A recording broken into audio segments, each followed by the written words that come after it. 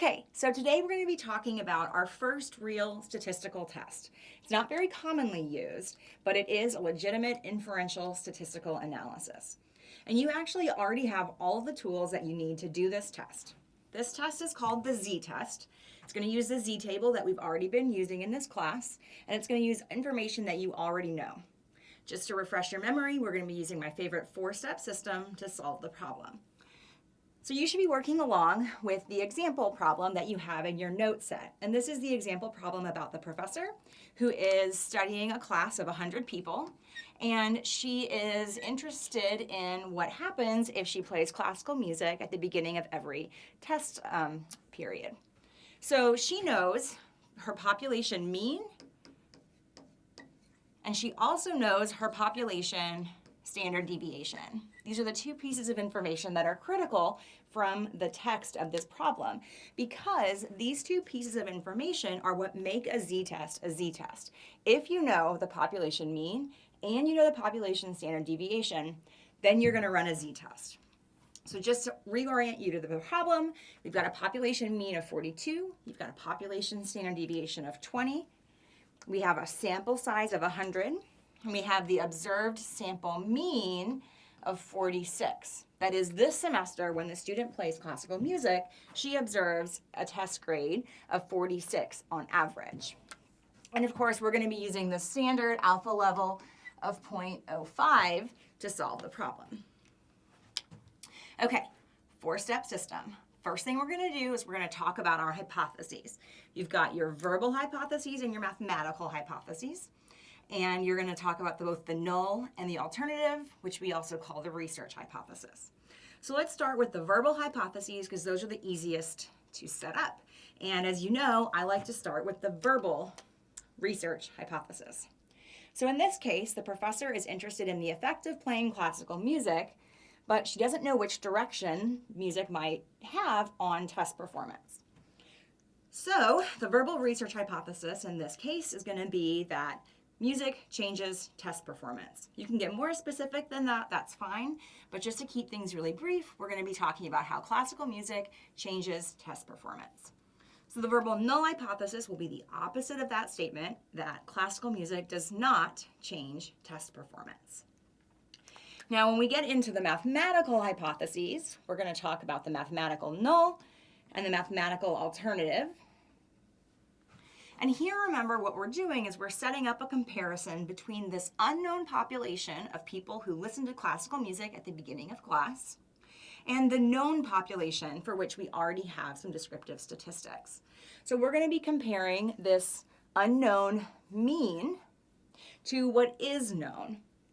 The mathematical hypothesis is going to say, for the null, that these two groups are equal. The unknown population of people who listen to classical music is the same as the known population. Whereas the mathematical alternative is going to say that they are different from each other. And you'll note that this does not include a greater than or a less than sign, because the researcher does not actually know which direction the effect of classical music might take. So that's step one. So for step two, you ready? We're going to do the two sets of steps for step two. And remember, what we're doing in step two is we're setting up the criteria of what would happen if we pulled all possible samples of 100 people from this known population. What sampling distribution of the means would we have in that case? So you're going to think about those three characteristics of curves that we talk about all the time: the shape, the mean, and the standard deviation. The shape in this case is going to be normal. Why? Because our sample size is greater than 30, so the sampling distribution of the means becomes normal. So the shape is normal, and I've attempted to draw a normal curve here. We're also going to think about this curve in terms of its mean. So what is the mean of all the possible sample means?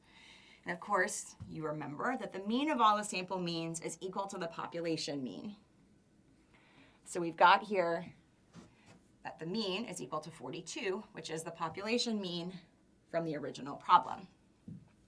Okay, so the next step for us here is to identify the standard error.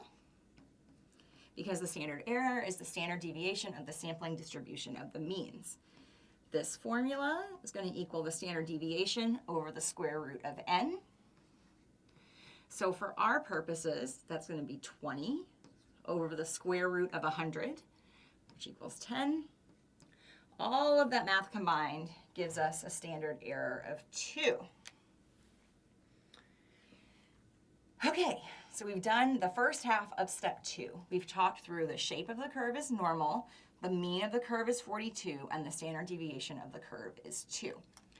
Next up, we have to identify where our rejection regions are. And I said regions in this case because it's a two-tailed hypothesis, which means we've got rare cases that are located over here, and we have rare cases that are located over here. These are the sample means that are unlikely to be obtained by chance if the null hypothesis is true. Our total alpha for the problem is 0.05. That means the probability of falling in either one of these tails is 0.05. But because it's two-tailed, we're going to formally split that alpha in half, or we're going to divide it by 2, the number of tails. So we end up with an alpha of 0.025 in each of the tails. So we've drawn our curve, we've located our critical regions, and we've marked the alpha in each of the tail. The last step here is to actually find these values. Remember, these are our critical values, and because this is a z-test, they're going to be z-crit, or critical z values. We're going to have 2 because we have 2 rejection regions. We actually need 2 scores, one for the lower boundary and one for the upper boundary. The way you're going to find these critical values is by using the z-table that you've already been using for a few class sections now. Remember, your table identifies the probability of falling at or below a specific point on the z-curve. So we know that the probability of falling at or below this particular z-crit value is a probability of 0.025. So if you hunt and peck and you find 0.025 on your z-table, what you should end up with for this lower boundary is negative 1.96. Of course, the curve is symmetrical, so over here, you're going to have a z-value of positive 1.96. And if you don't believe me, you can look up the probability of falling at or below this point, which is going to be 0.975. If you do that, promise you're going to find positive 1.96.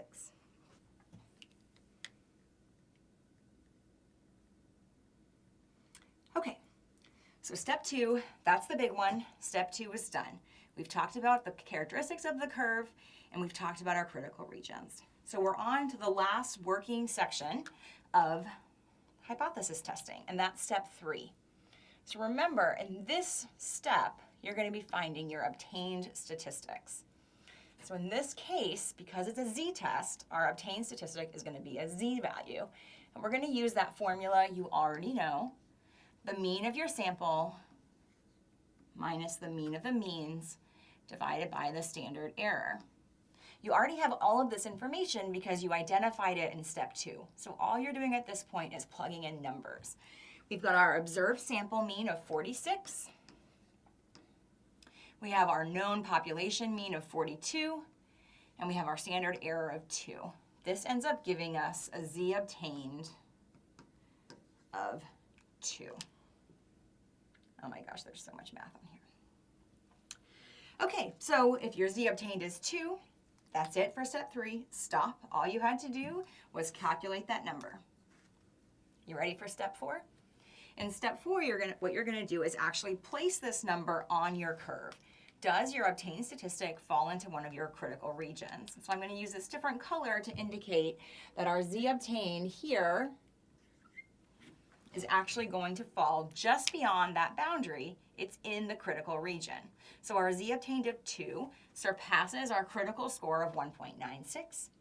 In step 4, that means we reject the null hypothesis. And we wrap the whole thing up, because we rejected the null hypothesis, by concluding that there is evidence to suggest that music changes test scores.